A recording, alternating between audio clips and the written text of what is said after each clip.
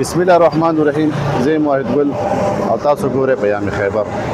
نن د پیښور په صدر ډیویژن زمان خان اس پی په قیادت کې اهم پریس کانفرنس راغوښتل شوی دی. په دې پریس کانفرنس کې څه کاروي شوې ده، څه ریکوري شوې ده او څه د باره کې د پریس کانفرنس دی هغه موږ تاسو سره په دې شیر کوو او موږ سره اوسئ.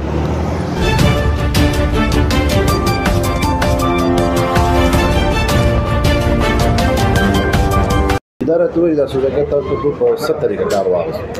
حاجی بسم الله الرحمن الرحیم. تاسو ډیره مننه او شکریہ. دا د سکارو چې موږ د کوهاټ نه پیښور ته او سبزی منډي ته پکې موږ مال راوړو او دې مخه نه به بیا مال موږ پیښور نه کوهاټ ته وړو. نو په دغه شپه باندې بدقسمتۍ نه چې کوم دی مال نو بس موږ سورلۍ یو نیمه ځان سره اوچته کړله، یا د همدردۍ په هغه باندې او یا د دنیا لالچ په تمه باندې. نو هغه چې د بډابېرې تڼۍ نه مخکې شولو ځنګلي او د بډابېرې تڼۍ ترمنځ نو دغه ځای کې چې دی نو دوی شیشه وټکوله، نو موږ ورته سیټ ته ودرېدلو. نو بیا دوی چې دی نو راکوش وله بس تماچې راویستلې او کپوزې وینا نو به ډز در باندې کولو. بس موږ د خپل یاره د وجه نه بس کوشو سو ځکه مو ته پرېښودلو. نو دوی په مخه باندې ځنګلي سیټ ته لاړه. بیا واپس چې دی نو موږ تاڼې ته راغلو. تاڼه کې سیچو صاحب سره میلاو شو.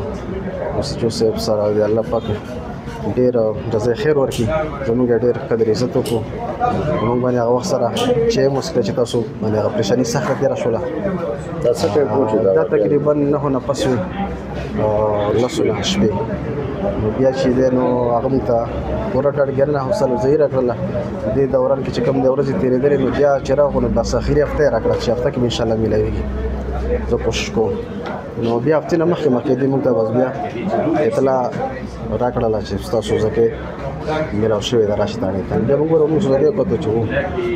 نو بس د سټو صاحب ډېره شکریه سره د ټول ټیمه او په لږ وخت کې ټولې 6 ورځې کېږي او په 6 ورځو کې موږ سره پوره دغه مننه ترړه ووله او الله دې دوی له ډېر جزای خیر وکړي. دا کوم چې مسافر دي او کوم چې دغه لارې والې کسان وولی دولس میسج ورکول غواړي بس دوی ته به دا ورکوو که نه چې ځینې وخت کې سړی وایي چې یاره دا غریب دی او یا په دې مسافر دی دا به کوواټ ته ځي او ګاډي نه میلاویږي، نو ته به د خدای د رضا لپاره یو کار کول غواړې چې زه اوچت کړم. نو هغه به داسې کار در سره وکړي چې هغې لپاره د نورو خلکو دپاره مخه بنده شي.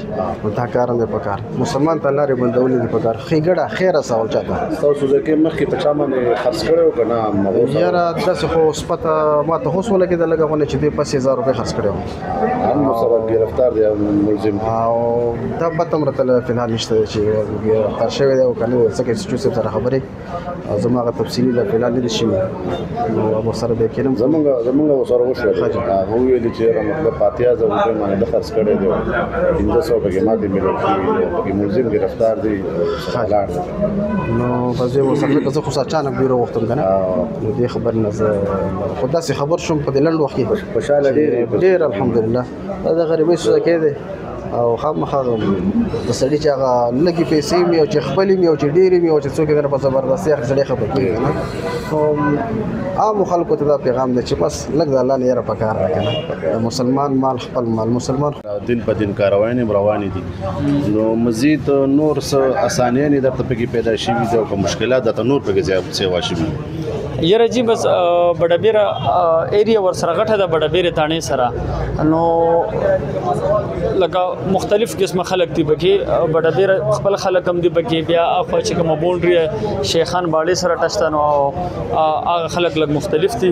نو مختلف قسمه خلک دي، ایریا غټه ده خو الحمدلله موږ ته پکې اوس ورځ تر ورځه اسانیانې پیدا کېږي. سنیچنګ مې مخکې ډېر زیات و، اوس پې کابو شوی دی. دغه شان روزانه به د دشمندارانو یو بل باندې ډزې اټیکونه بو هغه اوس کم شوي دي، مرډرز دي هغې کې انشاءالله زموږ کوشش شروع دی. نو هغه هم ډېره حده پورې کم شوي چې رستني کلونه وګورو دې کال هغې مقابله کې کم دي. ملزمان خو 3 دي، دې نه علاوه نور شته دی؟ همدا 3 دي. دې کې یو ملزم دی هغې لا ګرفتاري نه شوې او هغه به انشاءالله ډېره ضرور شي. بس هغې نوم سیکرټ کې ساتل غواړو، هسې نه چې هغې بیا دې نه فایده واخلي او روپوش. ډېره مهرباني، شکر.